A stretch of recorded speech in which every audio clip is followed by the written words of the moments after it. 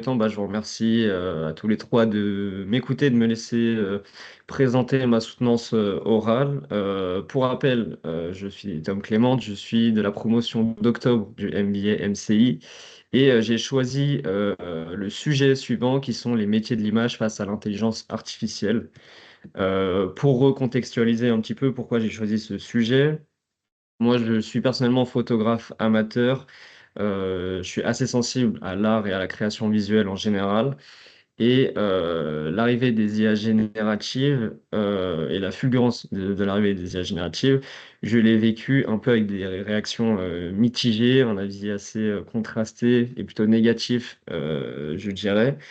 Et je souhaitais plutôt étudier dans cette thèse l'aspect historique de l'évolution de ces métiers-là pour comprendre comment une nouvelle révolution visuelle et créative pouvait redéfinir les métiers de l'image et si historiquement on avait déjà vu des processus assez similaires.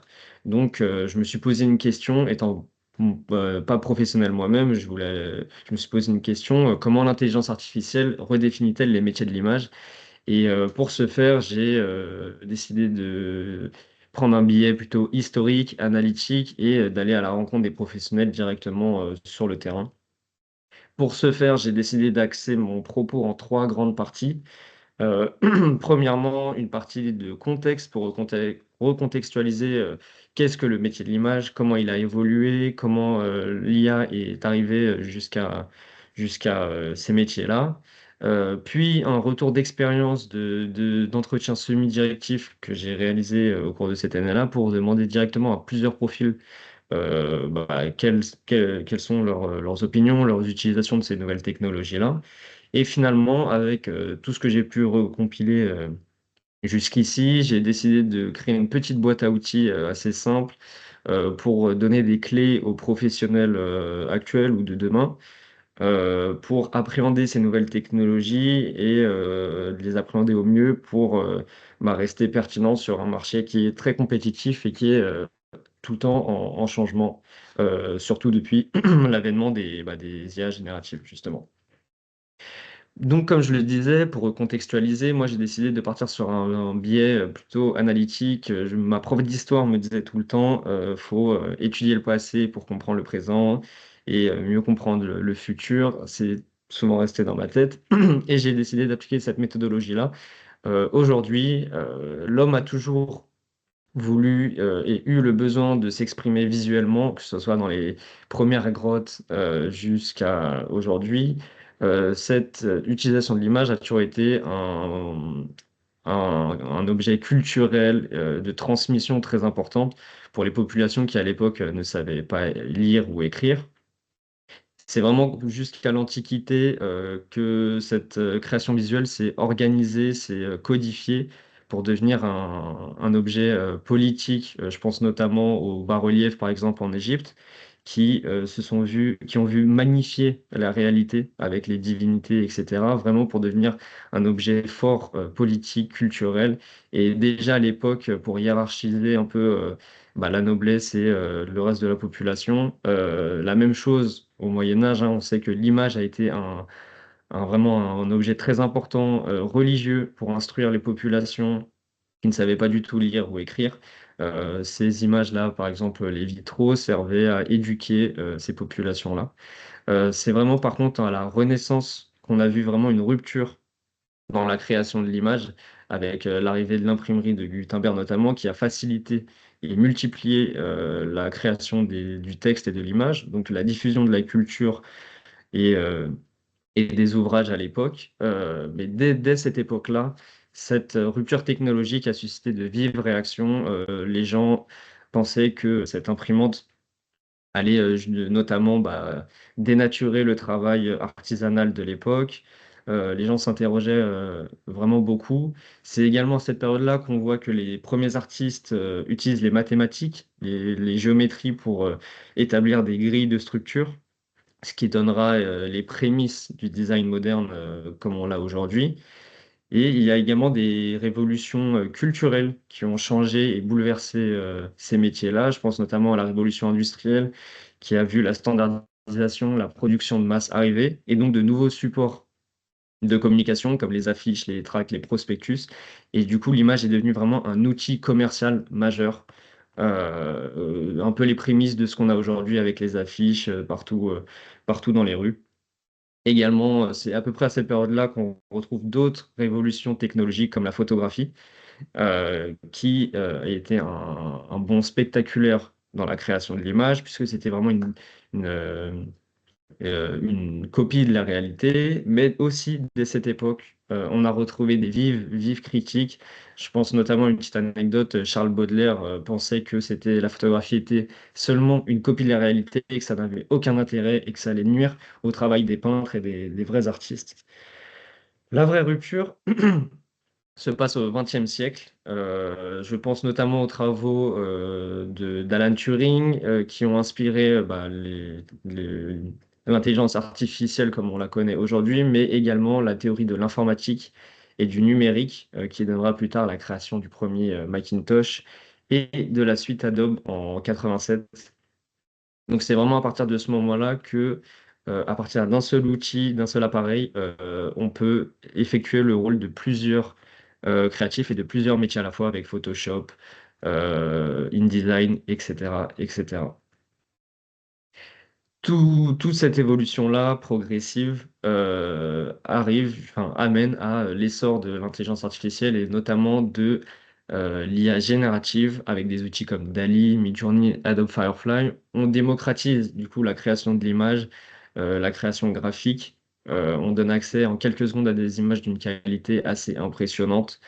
Encore une fois, on questionne le rôle du designer moderne avec des réactions assez vives. Encore une fois, il y a vraiment un clivage sur cet essor de cette nouvelle technologie, mais historiquement, il y a eu des clivages à chaque bond technologique, à voir comment on peut l'adopter, on peut l'absorber et on peut en faire quelque chose d'assez utile et d'assez pertinent. Donc, dans ces nouvelles technologies actuelles, là, j'ai fait un petit panorama, mais il y en a bien d'autres. Et j'ai aussi mis de la technologie pour débutants comme de la technologie pour plus confirmés. Donc, on a Midjourney, DALL-E, Imagen AI pour les photographes. Donc voilà, on a toute cette panoplie d'acteurs qui aujourd'hui font qu'un le marché est en pleine évolution de la création visuelle. J'ai pris les chiffres de 2020 à 2024 pour redonner une petite idée de la période où l'IA a été en expansion, je dirais, et on sait que ce marché est composé d'un écosystème entre indépendants, agences, plateformes tech, OpenAI par exemple, qui font que le marché est en évolution puisque l'image est omniprésente au quotidien, que ce soit sur nos téléphones, dans la rue, partout. L'image est vraiment un acteur majeur de notre société actuellement.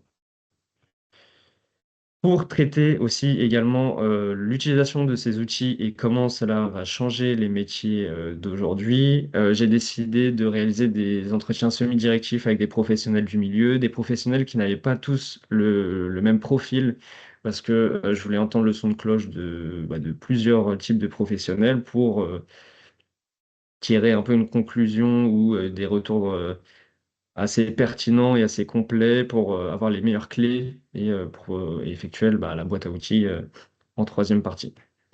Le premier pan de cœur de métier que j'ai décidé d'interroger sont les graphistes, les directeurs artistiques. Premièrement, ils m'ont tous répondu à peu près la même chose, c'est que déjà leurs entreprises investissent massivement dans l'intelligence artificielle, que ce soit en investissement pécunier, mais aussi en création de pôles dédiés.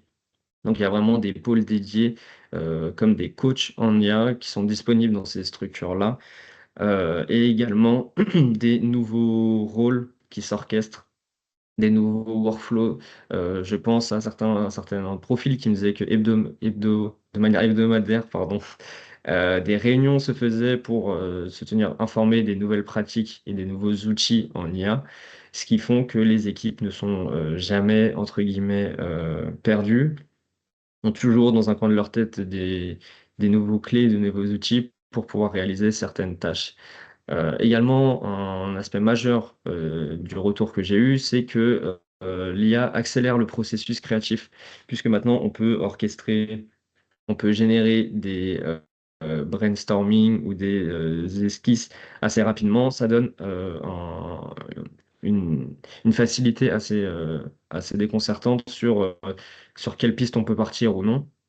Mais on a eu quand même, enfin, mais les profils ont quand même placé la question de la standardisation pardon, de l'IA. Il faut faire attention à ne pas utiliser l'IA comme tout le monde de manière facile, avec des prompts assez faciles, ce qui fait que certains visuels peuvent être standardisés et on risque d'avoir un peu la même chose et de perdre la créativité et la touche que l'on pouvait avoir avant l'utilisation de ces outils-là. Également, ils ont tous adopté l'IA un peu de la même manière et un peu la même manière que moi j'ai adopté l'IA au début, c'est-à-dire qu'ils étaient curieux, que ce soit dans le positif ou dans le négatif. Certains avaient peur pour leur métier, certains plus jeunes, des profils plus jeunes, étaient fascinés par ce que ça pouvait faire. Donc, ils ont tous eu une sorte de curiosité, mais ils se sont pas seulement arrêtés à cette curiosité, ils ont décidé d'expérimenter d'abord sur des projets qui ne nécessitaient pas d'importance particulière, où ils pouvaient un peu expérimenter sans risque. Puis, ils ont petit à petit intégré dans leur workflow cette utilisation-là de l'intelligence artificielle. Pardon. Ça a également posé une question sur la redéfinition des rôles, puisque maintenant, ils ont tout un pan de leur fiche de compétences qui sont aussi le prompt. Donc, ils doivent se former au prompt, savoir comment générer les images les plus précises possibles. Et ça devient une partie de plus en plus intégrante de leur métier et des métiers de demain. Lorsqu'on les interroge, la plupart ont été formés au prompt. Je pense notamment à un profil de graphiste chez Webedia qui, lui, a été formé spécifiquement pour ça et qui témoigne aussi du fait que les entreprises ne sont pas toutes réticentes et, essayent quand même de prendre un peu d'avance sur ces technologies-là, puisqu'on sait qu'aujourd'hui, elles vont forcément s'intégrer de plus en plus dans les processus des graphistes. Pour finir, ils n'étaient pas inquiétés sur l'aspect créatif et et d'innovation de leur métier, puisque le fait de générer un maximum d'images par seconde permet un tri assez rapide et au final d'expérimenter de plus en plus avec des nouveaux outils qui ont des générations assez uniques. Donc d'aller au-delà de ce que les outils initiaux laissaient penser jusque-là. L'utilisation également de l'IA se faisait en workflow hybride, c'est-à-dire que par exemple, il générait une image par IA unique, puis l'importait dans Photoshop et modifiait cet élément-là directement dans Photoshop. Donc il y a vraiment un aspect, on garde nos outils traditionnels performants et on intègre des petites parties d'IA, que ce soit de la retouche, de la génération d'éléments, directement dans l'outil pour garder un contrôle sur l'IA. C'est un peu ce qui est ressorti le plus lors de mes entretiens, c'est de garder un vrai contrôle sur ces technologies-là et ne pas simplement suivre l'IA sans réfléchir et par solution de facilité. Là, je prends le cas de Marwan Mestiri, qui est un directeur artistique et graphiste chez Webedia, donc une grande agence en France. Lui, ses usages de l'IA sont plutôt de mid-journée d'Ali Sorin. Il avait encore un peu de mal avec la vidéo parce que selon lui, il y avait beaucoup trop de défauts au niveau des mains, au niveau des expressions, donc c'était plutôt une perte de temps et une dispersion. Et son travail, du coup, n'était pas amélioré. Et le but des IA, c'est surtout d'optimiser le workflow de travail. Donc, il utilisait surtout à mi-journée quand il n'avait pas le temps, par exemple, pour une présentation au client, d'avoir un visuel assez pertinent, assez précis. Il générait directement sur mid-journée et ça, par transparence envers le client, c'était précisé qu'il y avait de l'intelligence artificielle, mais ça permettait de mieux exprimer son idée. Donc, économiquement d'avoir plus d'avantages par rapport à une autre agence, par exemple. Donc, lui, voilà, c'est vraiment le manque d'assets précis qui faisait qu'il a commencé à utiliser Midjourney de plus en plus. Il a trouvé par contre quelques limites à l'utilisation de l'IA, puisqu'elle n'est pas encore tout à fait au point, comme je le disais dans la vidéo, mais sans supervision humaine, les détails, les proportions, tout ça sont encore assez brouillons, donc il faut toujours y aller avec parcimonie et repasser derrière ce genre d'asset. J'ai également voulu, mais ça c'est plutôt parce que moi je fais de la photo, faire aussi un focus sur la photographie, notamment lors de mes entretiens et lors d'études. L'IA elle est principalement utilisée en photographie, bon, bah, dans la retouche technique, dans le tri d'image, mais on voit de plus en plus de grandes marques, je pense à Levi's notamment, qui a expérimenté un photoshoot hybride en shootant quelques modèles et en utilisant l'IA après pour compléter ses shootings. Et lors de sa sortie, ça avait fait un tollé vraiment négatif. Donc, l'IA en tant que photographie pure est encore assez mal vue aujourd'hui. Elle est aussi également utilisée en tant que photoproduit à l'heure actuelle. Mais lors de mes entretiens, aucun photographe n'est inquiété réellement par l'IA puisqu'elle ne peut pas remplacer l'aspect authentique et la direction artistique du photographe. Ce n'est pas encore possible. Je pense notamment à Anne-Elisabeth Jonfadi, une photographe événementielle et personnelle, qui, elle, n'utilise pas du tout l'IA. Donc, comme on va le voir actuellement, elle n'utilise pas du tout l'IA, malgré que certaines de ses consoeurs l'utilisent activement. Mais elle n'en voit pas le besoin. Elle garde le focus sur l'émotion, sur le sentiment. Et ça, ça, entre guillemets, ça fausse les lanceurs d'alerte qui disent que l'IA va remplacer tous les photographes, tous les graphistes. C'est pas vrai du tout. Elle ne se sent pas du tout inquiétée et elle n'a jamais eu autant de clients que maintenant. Elle reconnaît cependant qu'elle pourrait utiliser l'IA dans certains contextes, comme le tri d'images, par exemple en événementiel de mariage, où on se retrouve avec des milliers d'images. Certaines technologies IA, comme Imagen AI par exemple, permettent un tri en fonction de la lumière, des expressions faciales, et donc de optimiser le workflow et le temps de travail considérablement pour certains photographes. Mais elle n'en a pas eu le besoin et pour le moment, c'est pas une technologie qu'elle pourrait intégrer, mais même si plusieurs de ses confrères et consoeurs l'utilisent. Moi, notamment, par exemple, j'utilise beaucoup l'IA pour le détourage automatique de mes photos et autres. Donc, c'est vraiment une technologie qui s'intègre dans la photographie parfaitement et qui, en réalité, est un peu depuis les premiers outils de photo déjà intégrés. Donc, encore une fois, il faut savoir bien utiliser ces technologies avec parcimonie, l'intégrer intelligemment dans les workflows, mais cela ne veut pas dire du tout que cela va remplacer l'homme ou pas. Du coup, à la suite de tous ces entretiens, j'ai décidé de réaliser une petite boîte à outils assez simple euh, qui est- qui permet d'avoir les meilleures clés possibles aux professionnels de demain créatifs et pour aussi dédramatiser le, je dirais, la peur de l'intelligence artificielle.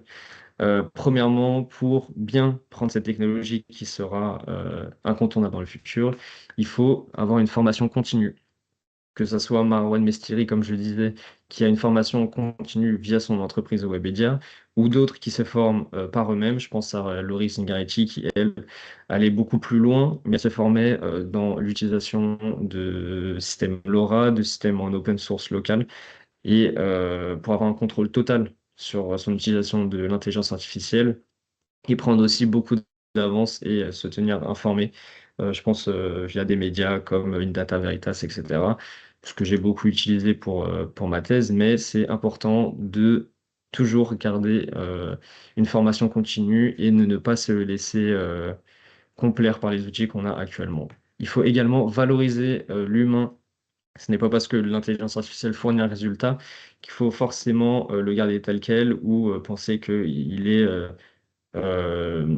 acceptable, que c'est déjà un très bon asset. Non, il faut d'abord valoriser l'humain, donc la créativité humaine, l'intuition humaine, la direction d'un projet que l'on veut prendre. Il faut toujours garder ça au centre et ensuite utiliser l'IA avec parcimonie pour répondre à ces questions-là. L'intégration d'un workflow hybride est également assez intéressant et ça peut s'adapter à tout niveau, que ce soit un profil junior ou un profil plus expérimenté. On peut intégrer des petites parcelles d'IA, donc que ce soit par exemple génération d'images pour le brainstorming ou la veille du début, ou systèmes plus complexes, comme, générer des images uniques, puis les transférer sur, Photoshop après pour, les intégrer directement. On peut intégrer, de manière hybride ces technologies-là dans le workflow actuel pour gagner, beaucoup de temps et intégrer de nouvelles propositions. C'est aussi important, surtout en Europe, qui a tendance à beaucoup, cadrer les choses, d'avoir une veille législative, que ce soit sur les questions de droits d'auteur ou autres. Il est important de se tenir informé pour, toujours adapter son utilisation de l'IA, avec les législations actuelles. Et enfin, être transparent avec le client. Beaucoup de retours d'expérience montrent que le client n'était pas tout à fait, contre l'utilisation de l'IA. Donc c'est important de toujours, lui indiquer où est-ce que l'IA a été utilisée, comment elle a été utilisée, comment on peut la modifier en cas de retour client. Mais, voilà, la transparence est toujours, conseillée, surtout, pour l'utilisation de l'IA pour être plus serein, après également. Voilà, c'était un peu le condensé de ce qui se trouvait dans ma thèse. J'espère que j'ai été assez clair et que je me suis pas éparpillé de trop. Je reste disponible pour, toutes les questions.